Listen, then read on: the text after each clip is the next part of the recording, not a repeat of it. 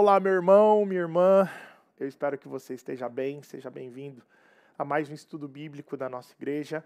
Nós acompanhamos o circuito bíblico e nessa estação nós estamos lendo todo o Novo Testamento nesse circuito e é de uma maneira bem leve. Você pode ler um capítulo por dia e você vai acompanhar, vai estar em dia com o circuito bíblico nosso.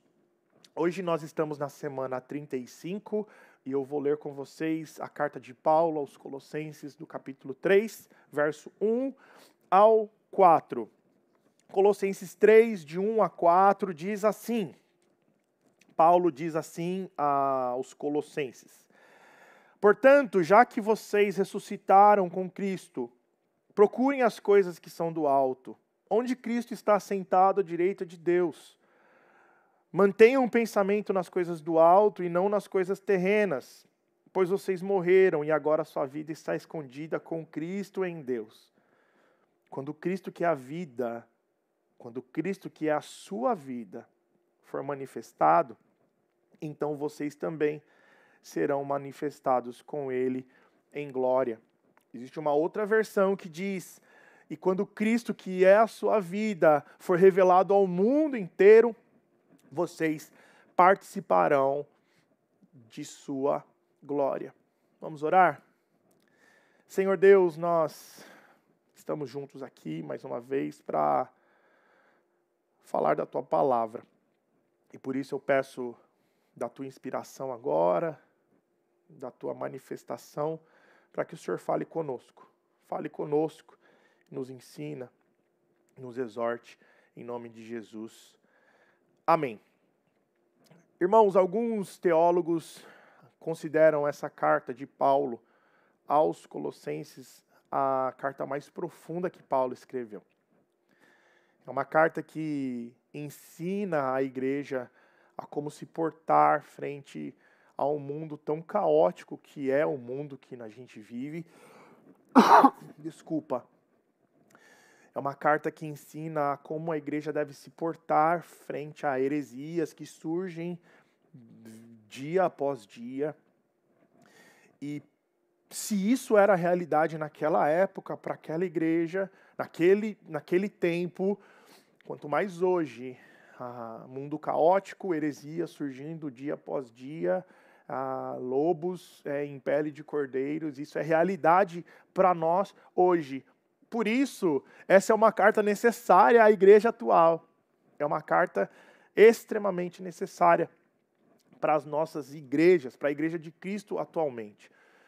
Hoje em dia a gente vive inversões de valores, onde a mentira precisa ser tolerada e a verdade precisa ser discutida. Aquilo que é princípio agora está sendo discutido.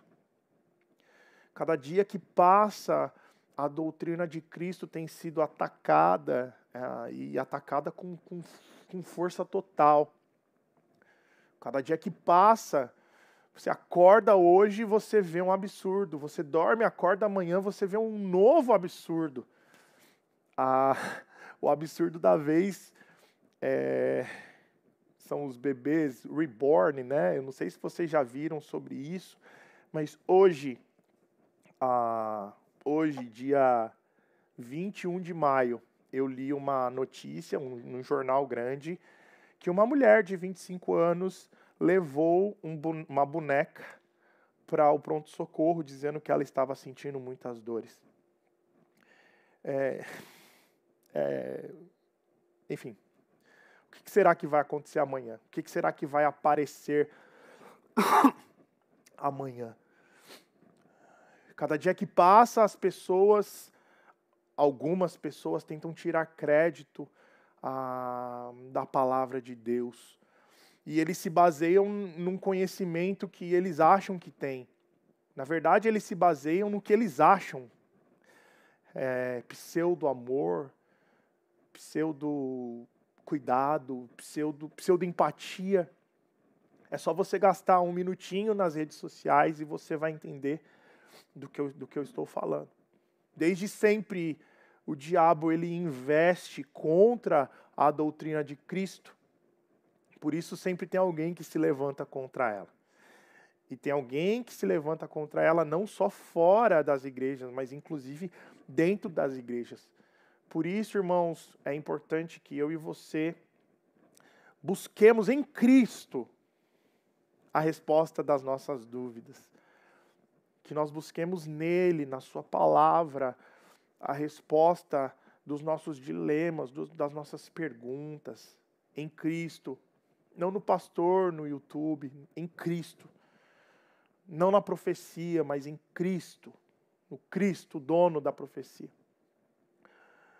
Colossos era uma cidade grande, já foi uma cidade grande, mas ela foi devastada por um terremoto que deixou a cidade debaixo de pó. E as duas cidades vizinhas dela, Laodiceia e Hierápolis, elas conseguiram se reerguer depois desse grande terremoto que devastou essas 3 cidades. Essas 2 cidades se reergueram, mas Colossos não se reergueu. Não se recuperou como essas outras. E por que eu estou falando isso? Porque Paulo, ele escreve a sua carta, considerada uma das cartas mais profundas de todas, para uma igreja insignificante, para uma igreja localizada numa cidade que caiu, numa cidade insignificante, abalada, fraca. Provavelmente era a igreja menos importante das igrejas que Paulo escreveu cartas. E isso já nos mostra algo muito especial sobre Deus. Deus, ele enxerga as pessoas e os lugares de formas diferentes como nós enxergamos. Deus olhou para aquele lugar em Colossos, abalado, uma cidade fraca, uma cidade que foi abalada por uma catástrofe, e direcionou o seu servo para escrever uma das cartas mais profundas àquelas pessoas. O que pode parecer insignificante para nós, para Deus tem grande importância. Qual é o propósito dessa carta, irmãos? Toda carta ela tem, obviamente, um propósito. No primeiro capítulo de Colossenses, Paulo ele elogia os cristãos pelo seu crescimento espiritual. Isso é muito bonito. É tão bonito ver Paulo valorizando e acompanhando de perto, mesmo não tendo visto pessoalmente a maioria daquelas pessoas, mesmo não tendo ido lá ainda, ele acompanha o crescimento espiritual daquelas pessoas, e ele não só acompanha, mas ele elogia, ele valoriza. Isso no capítulo 1. No capítulo 2, ele alerta os irmãos sobre o perigo das heresias e das falsas doutrinas, da falsa religiosidade.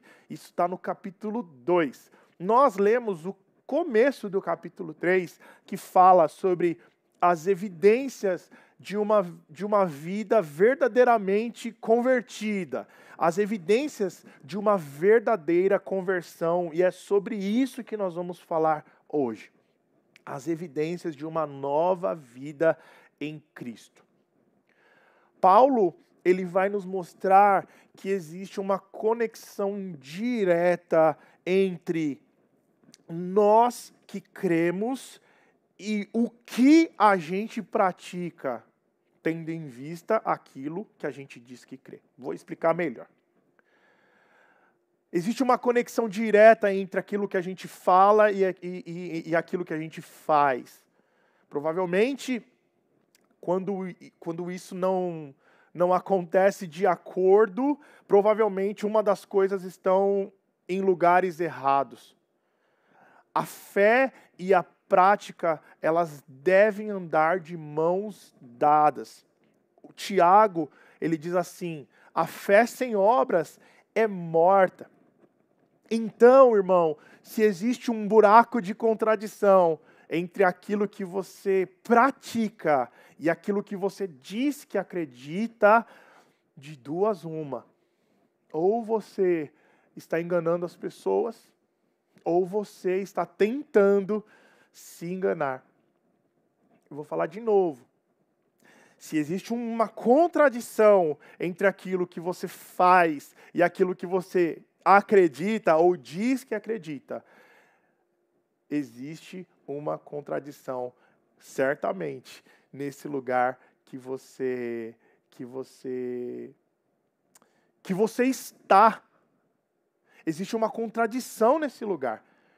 Você certamente está se enganando, ou tentando se enganar. Ou certamente você está enganando as outras pessoas, ou tentando enganá-las também.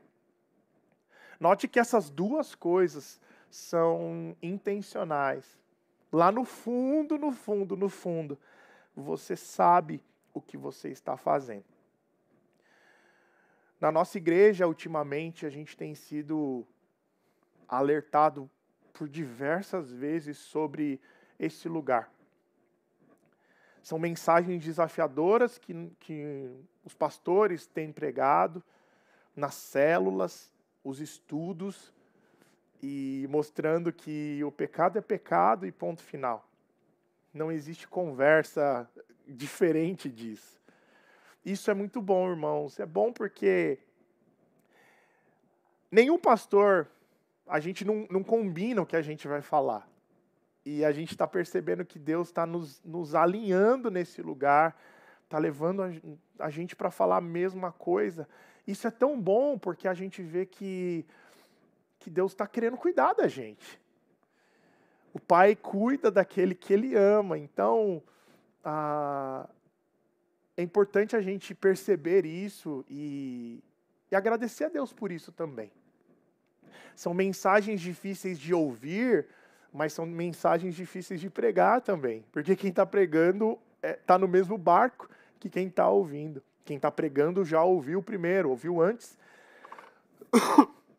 de quem está ouvindo. E glória a Deus por isso. Deus está querendo cuidar da gente. Nesse início de capítulo, então, Paulo ele fala basicamente que o cristão se identifica com Cristo. O cristão se identifica com Cristo. Isso parece óbvio, mas não é tão simples assim. Olha só, ele diz assim: nós morremos com Cristo. Nós morremos com Cristo. O que isso quer dizer? Isso quer dizer que Cristo, ele não pagou somente a nossa dívida. Ele não simplesmente pagou uma dívida e acabou, mas ele acabou com o poder do pecado em nós. Ele não somente morreu para substituir esse lugar, mas o texto fala que nós morremos com ele, e isso é identificação. Se morremos com ele, naturalmente morremos também para os interesses desse mundo. Morremos com ele, identificação.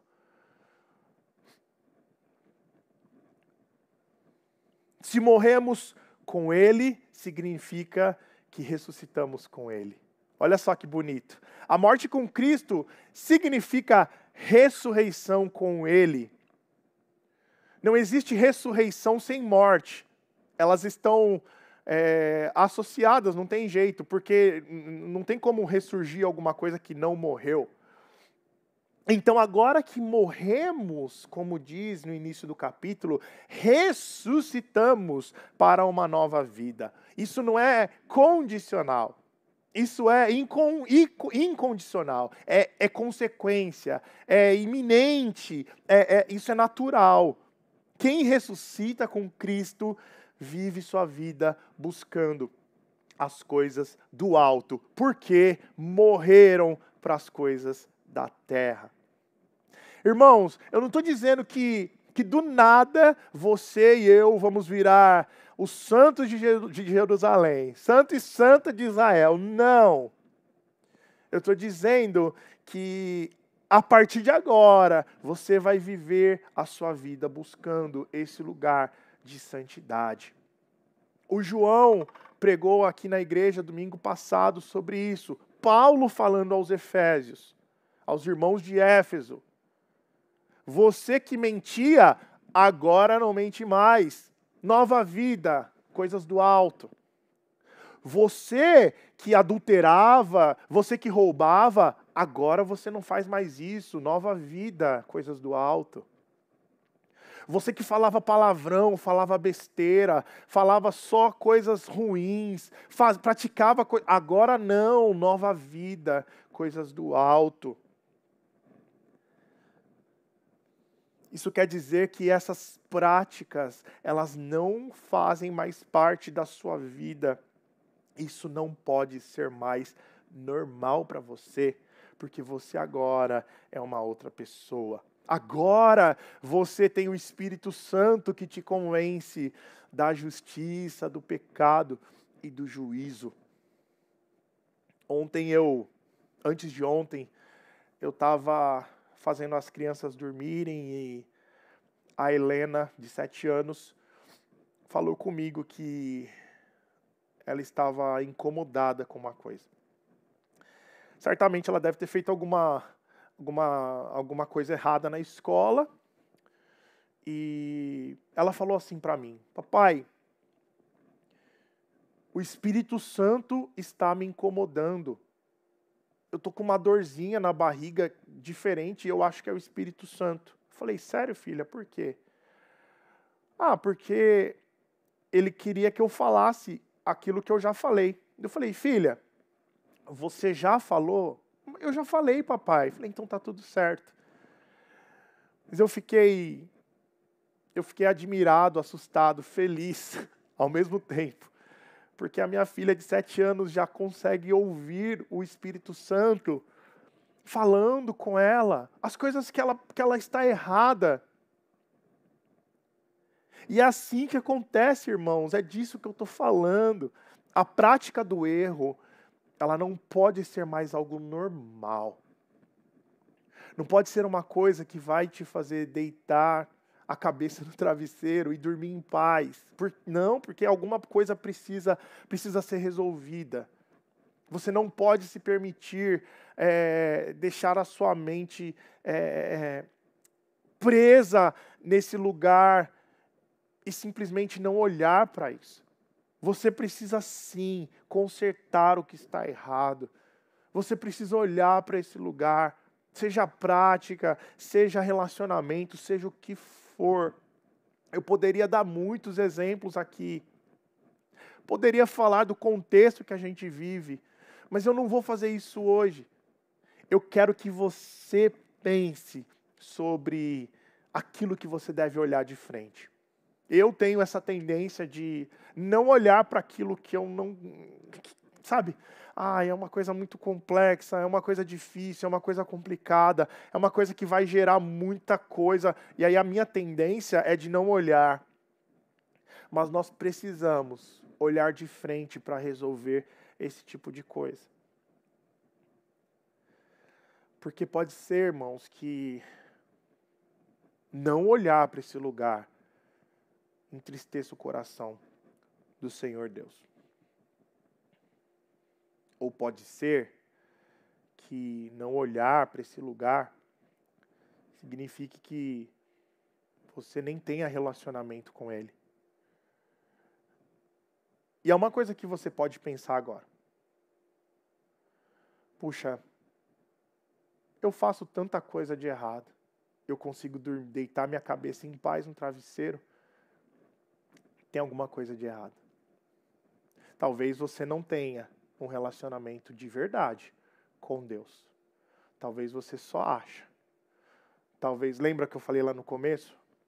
Talvez você só está tentando se enganar ou enganar o outro.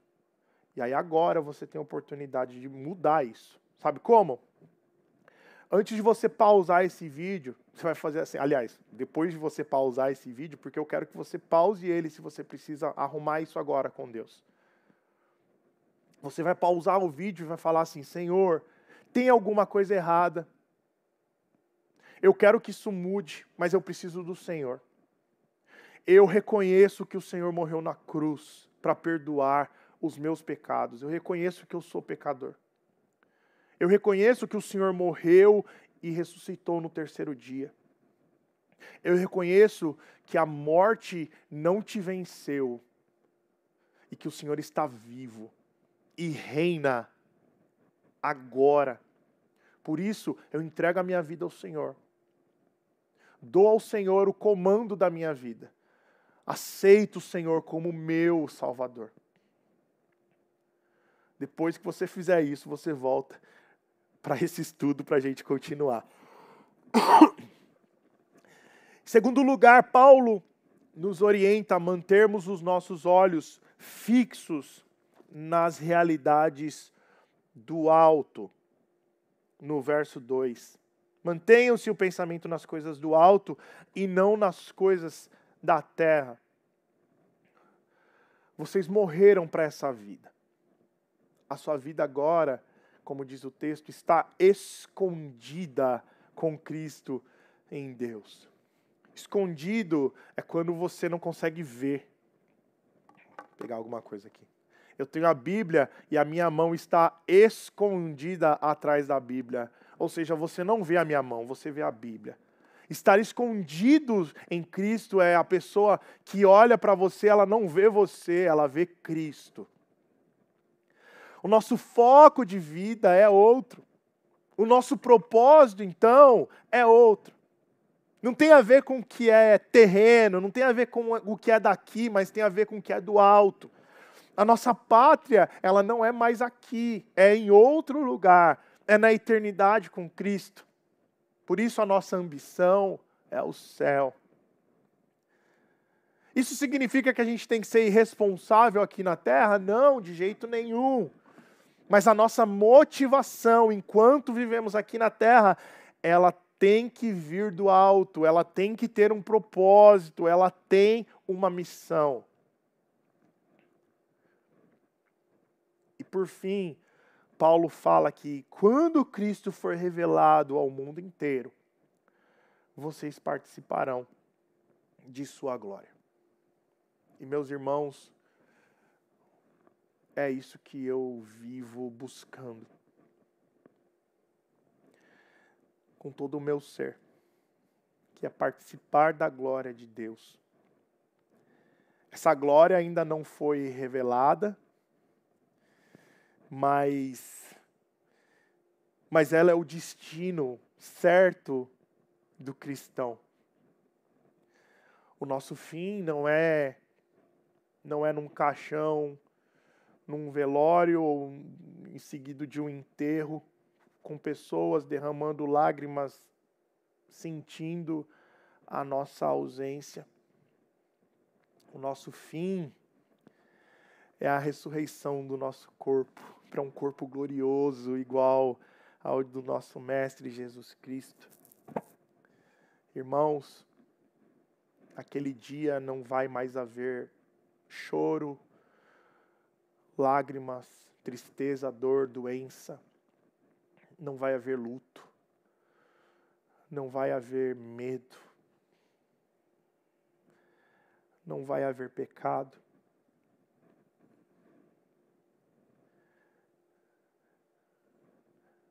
Eu anseio por esse dia. E é por isso que eu e os filhos de Deus comigo dizem Maranata todos os dias. Vem, Senhor, volta. Podia ser agora. Maranata. Às vezes eu fico pensando que não tem muita coerência, não tem muita lógica. A gente que sabe disso, ou espera esse lugar, anseia a glória de Deus, a vida na glória, versus juntar as coisas aqui. Viver a vida juntando coisas aqui na terra, tesouros aqui na terra. Irmãos, eu acho que eu já sonhei com algo parecido com o céu. Estou falando isso com cuidado, porque não foi, mas eu vou explicar e você vai entender. Sabe aqueles sonhos que você sabe que está sonhando? Eu já tive alguns desses. Eu sabia que eu estava sonhando. E era sonho e eu estava lá. Nessa vez eu sabia. Eu eu estava num lugar escuro, parecia que eu estava flutuando no espaço. Um lugar azul escuro.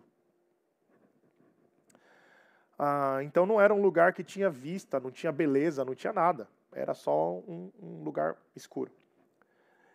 Mas o que eu sentia naquele lugar é algo que eu não consigo explicar com palavras.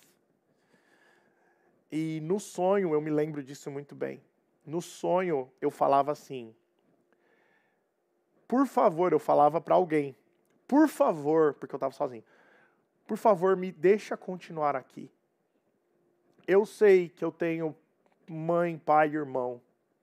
Eu sei que eu tenho a Mariana, na época eu não era nem casado. Mas eu falei, eu sei que eu tenho a Mariana, eu sei que eu tenho os meus amigos, eu sei que eu tenho a minha igreja, eu sei de tudo isso, mas eu abro mão de me despedir de todos eles, só para permanecer nesse lugar, sentindo o que eu estou sentindo. Eu não quero dar tchau para ninguém, eu só quero continuar aqui. Irmãos, eu acho que o céu deve ser um lugar muito melhor do que dessa experiência que eu tive. Porque vamos desfrutar com o nosso corpo glorioso da presença do nosso Deus. Maranata, vem, Senhor. Então, irmãos, uma pessoa convertida e não convencida, ela busca assim, em primeiro lugar, o reino de Deus e a sua justiça.